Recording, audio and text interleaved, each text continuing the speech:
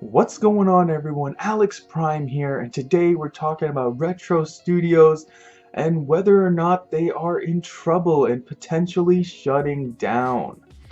So this news comes from the website Reset Era. They got this information from Glassdoor, which is a website where employees can leave reviews for a company so that you can know whether or not it's a good place to work. So as far as I know, you do have to be verified that you actually do work at this specific company if you were to leave a review of it. So there's little reason to believe that these are not true. So there are 2 reviews left for Retro Studios, so let's go through both of them here. I'll post it up on the screen for you. Here's the first one. This was on May 14. It says, the title is The Spark Left This Place a Long Time Ago. Out of 5 stars, he has given them 1. It says he's a former employee. The strikes against them, it says, doesn't recommend, negative outlook, and disapproves of the CEO. It says here, I worked at Retro Studios full time. The pros were we got free games sometimes, and it has a steady paycheck. The cons, half of the team is expecting Nintendo to shut it down, and the other half is hoping Nintendo sees the elephant in the room and changes the management. Now there's another review here. This one's actually from April, so this was a month before. And the title is called Stuck. He gives them 2 stars. And it says he's a current employee. It says doesn't recommend, negative outlook, and disapproves of the CEO. Very similar to the other guy.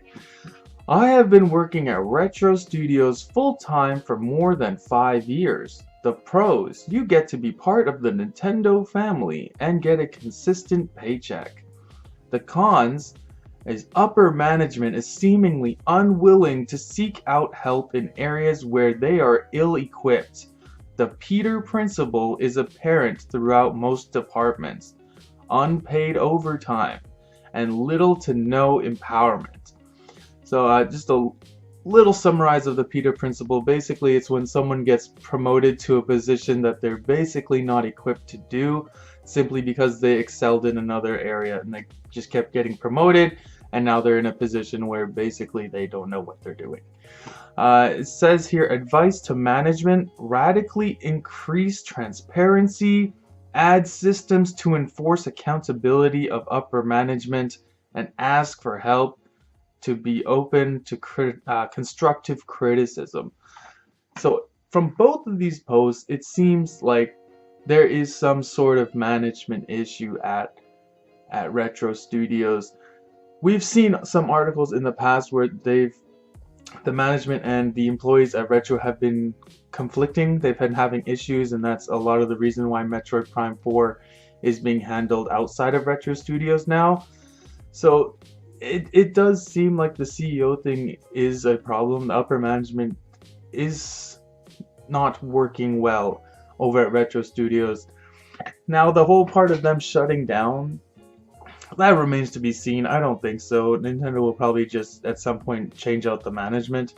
But as it is right now, Retro is seemingly in a lot of trouble. That's why they haven't really been pumping out games lately. The last thing that they did was make Tropical Freeze on the Wii U, and then they did the Tropical Freeze port to the Switch in-house as opposed to letting another team handle it. But they had another game that was cancelled, and now there's this rumored Star Fox racing game, which still don't know if that's true yet, but they really haven't been pumping out a lot of games, and some of the employees have left, so they might not be the same quality studio that they once were. And on top of that, with the CEO and upper management causing issues for the employees, it doesn't seem like it's a great place to work.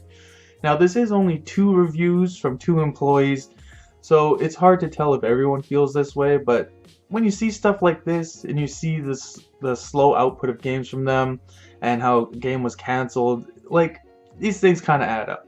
Hopefully they don't get shut down. I don't think they will, because Nintendo has a bunch of teams that just kind of sit around and do nothing, and they don't fire them and shut them down, so I don't see why they'd shut down basically their only North American studio, so I don't think that's happening. Hopefully Nintendo and Nintendo America and Reggie kind of step in and change up the management, because if you don't have happy employees, you're not going to get quality products, and if you don't get quality products, you're going to be relegated to, just being side teams that help out on other games, and nobody wants to really do that when you were a very prestigious team for Nintendo. Retro Studios is one of their highest quality studios, so who knows, we'll see.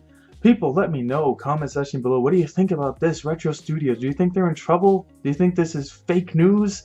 Or do you think that all they need is some management change to get back on the right track? Let's talk about it. Comment section below. Make sure to hit that like button, share, subscribe, click the notification bell as well.